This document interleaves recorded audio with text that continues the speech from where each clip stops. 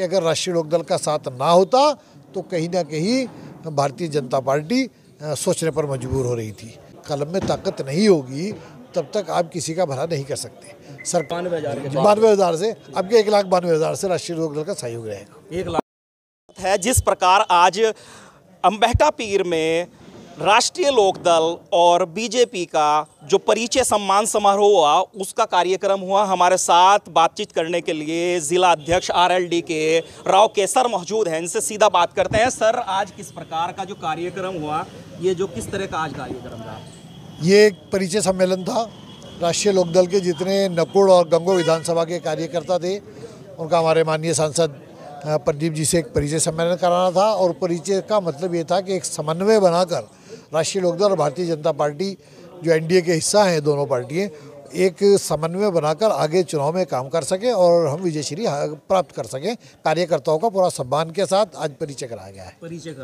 तो राष्ट्रीय लोकदल के आने से कितना फायदा बीजेपी को मिलने वाला है?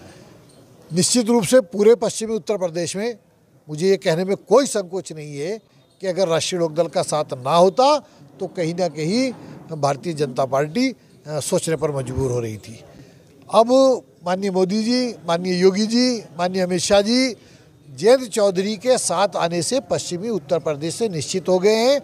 और 400 पार का जो आंकड़ा माननीय मोदी जी ने जो लक्ष्य दिया है, उसे प्राप्त करने में कहीं ना कहीं राष्ट्रीय लोकदल प्रभावी सहायक सिद्ध होगा। तो राष्ट्रीय लोकदल यानी कि मन जो था वो बीजेपी पे अटक रहा था या विचारधाराओं पे हुआ, क्या बात रही आखिर? देखिए, मन की बात नहीं है। मैं आपको बड़े स्पष्ट शब्दों में कह दूं कि राष्ट्रीय लोकदल के केंद्र बिंदु में, राजनीति के केंद्र बिंदु में किसान रहा है। किसान, अल्पसंख्यक, शोषित, ये राष्ट्रीय लोकदल की केंद्र बिंदु में रहा है।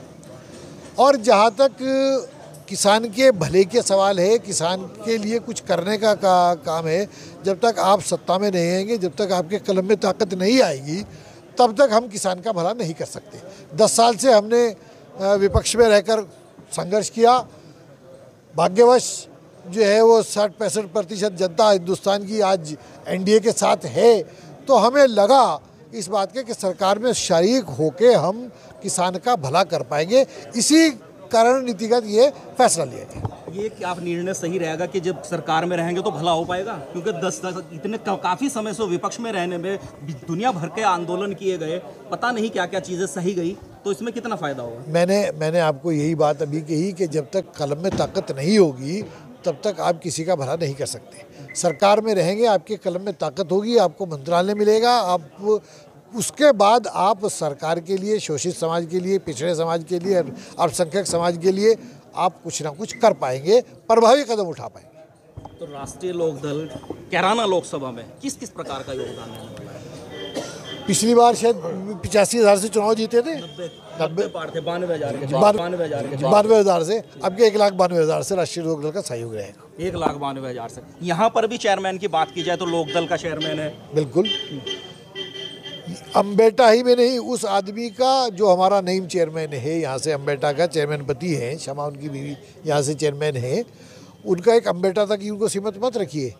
आपकी गंगो और नकुड़ विधानसभा में एक प्रभावी उनका एक प्रभाव है और बड़ी मात्रा में उनका वोट राष्ट्रीय लोकदल के जरिए प्रदीप चौधरी पे जाने का काम किया। ठीक है सर।